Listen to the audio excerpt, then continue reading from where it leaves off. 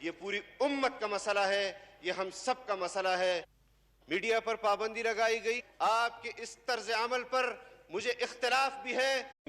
نحمدہ ونصلی علی رسولہ الکریم، اما بعد فاعوذ باللہ من الشیطان الرجیم، بسم اللہ الرحمن الرحیم۔ شکریہ جناب اسپیکر۔ کل جب اجلاس اختتام پذیر ہوا اور تمام ممبران 2 دن کے وقفے کے حوالے سے اپنے گھروں کو چلے گئے، اور پھر شام کو وزیر اعظم صاحب نے قوم سے خطاب کیا، اور حکومتی پالیسی جو پارلیمان میں آپ کے وزراء نہیں دے سکے، انہوں نے قوم سے خطاب میں اس پالیسی کا اعلان کیا، اور اپنی حتمی رائے انہوں نے اس خطاب میں دی۔ جلتی پر تیل کا کام انہوں نے بخوبی انجام دیا۔ اس کے بعد ایک تنظیم جو احتجاج پر ہے، پورے ملک کا نظام درہم برہم کر دیا گیا ہے۔ ملک کے ہر مکتبہ فکر کے لوگ، ہر شعبے سے تعلق رکھنے والے لوگ وہ اضطراب کا شکار تھے، اور یہاں پر یہ بات ہمارے لیے بھی حیران کن ہے کہ حکومت کی پالیسی آنے کے بعد ٹی ایل پی کے ساتھ مذاکرات کس نے کیے، معاہدے ان کے ساتھ جو کچھ ماہ قبل ہوئے تھے۔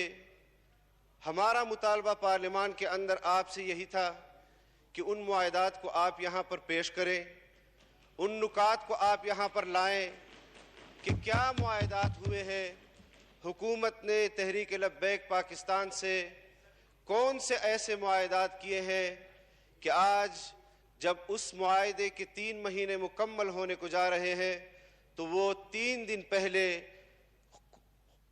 ملک میں خون بہانے کے لیے بھی ادھر سے گریز نہیں کر رہے۔ میڈیا پر پابندی لگائی گئی، قوم کے سامنے وہ حقائق جو 3 روز قبل لاہور میں ہوئے ہیں اس کو نہیں دکھایا گیا۔ میرا مطالبہ یہ ہے کہ ایک تو تحریک لبیک پاکستان کے ورکرز کا جو خون ہوا ہے، عوام کا جو خون بہایا گیا ہے، اس حوالے سے میڈیا کو بھی مکمل آزادی دی جائے کہ وہ حقائق پاکستان کے عوام کے سامنے پیش کریں۔ اور دوسرا، جناب اسپیکر، آپ حکومت کو پابند کریں کہ قرارداد پر، ناموس رسالت پر، ختم نبوت صلی اللہ علیہ وسلم پر، یہ ہمارے ایمان کا حصہ ہے۔ رسول اللہ صلی اللہ علیہ وسلم ہمارے ایمان کا مرکز ہے، اس پر کوئی دو رائے نہیں۔ اور یہ قرارداد میں سمجھتا ہوں کہ ملک کے اندر جو حالات برپا ہوئے ہیں، یہاں پر شاید خاقان عباسی صاحب نے جو بات کی کہ اس میں ختم نبوت اور تحفظ ناموس رسالت کے حوالے سے جو متن کا حصہ ہے اس پر ہم متفق ہیں، لیکن اس کے بعد جو دوسرا حصہ ہے اس حوالے سے ہم سمجھتے ہیں کہ ملک کے اندر جو حالات پیدا ہوئے ہیں اس حالات کے اندر اس حالات کے نتیجے میں پیدا ہونے والی صورتحال پر یہ متن جو ہے دوسرا حصہ وہ ناکافی ہے۔ اس پر اپوزیشن اپنے آپ سے تجاویز دینا چاہتی ہے، اس قرارداد کا حصہ بنانا چاہتی ہے۔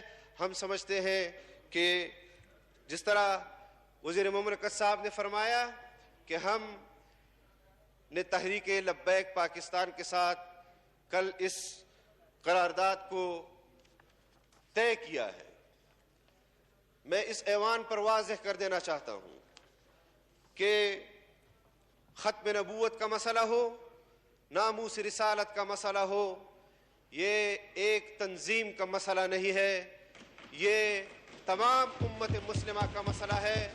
اور اس پر تحریک لبیک پاکستان کے ساتھ جو ظلم اور بربریت ہوئی ہے، ان کو جس طرح عقوبت خانوں میں ڈالا گیا ہے، ان کے ساتھ جو ظلم اور زیادتی ہوئی ہے، ہم اس کی بھی شدید الفاظ میں مذمت کرتے ہیں۔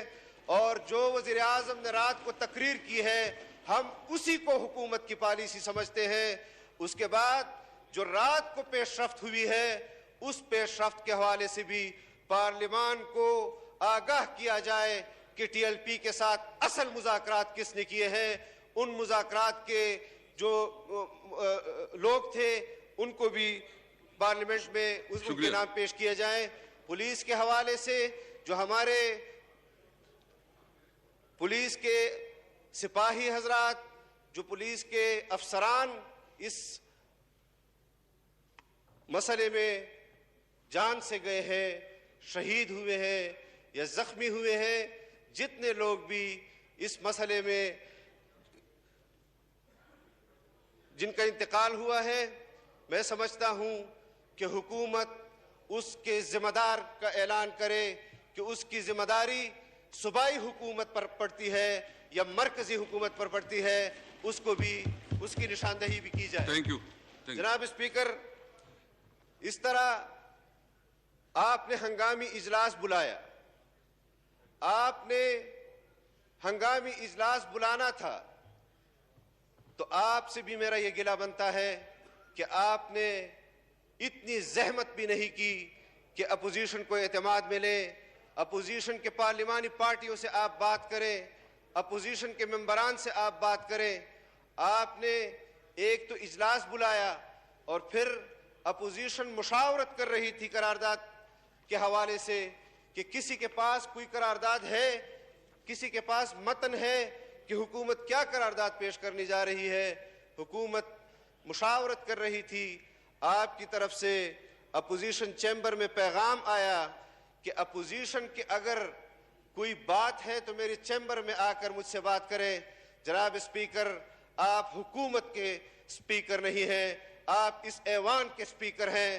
آپ کے اس طرز عمل پر مجھے اختلاف بھی ہے اور میں احتجاج بھی نوٹ کراتا ہوں کہ آپ کا یہ طرز عمل اس طرح کے اہم مسئلے میں ایک طرف جانبداری کا جو تاثر آپ کا آ رہا ہے اس کو آپ کو ختم کرنا ہوگا. ہم ماضی میں نہیں جانا چاہتے اور آج کا مسئلہ وہ اتنا حساس مسئلہ ہے کہ جو اس پارلیمنٹ کے اندر بیٹھے ہوئے ہر ممبر کی دل کی آواز ہے.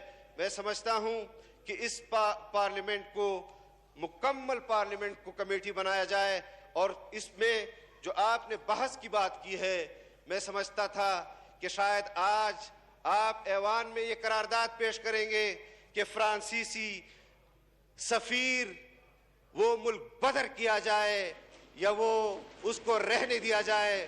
لیکن اس طرح کے کمزور الفاظ کے ساتھ پیش کی جانے والی قرارداد کہ اس پر بحث کرائی جائے، آپ نے 3 مہینے تک کیوں مجرمانہ خاموشی برتی اور کیوں 3 مہینے کے اندر اندر اس پہ آپ نے بحث کیوں نہیں کروائی؟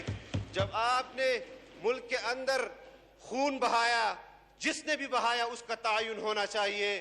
ہم چاہتے ہیں کہ یہ ملک ختم نبوت کے حوالے سے، ناموس رسالت کے حوالے سے انتہائی حساس ہے، انتہائی جذباتی ہے اور اس جذبات کو روکنے کے لیے آپ کو مزید ایسے فیصلے نہیں کرنے چاہیے جس طرح اس ہاؤس کی روایت آپ نے رکھی ہے کہ قرارداد پیش کرو، بلڈوز کر دو، حکومت کی طرف سے ہاں ہو جائے، اپوزیشن جائے بھاڑ میں.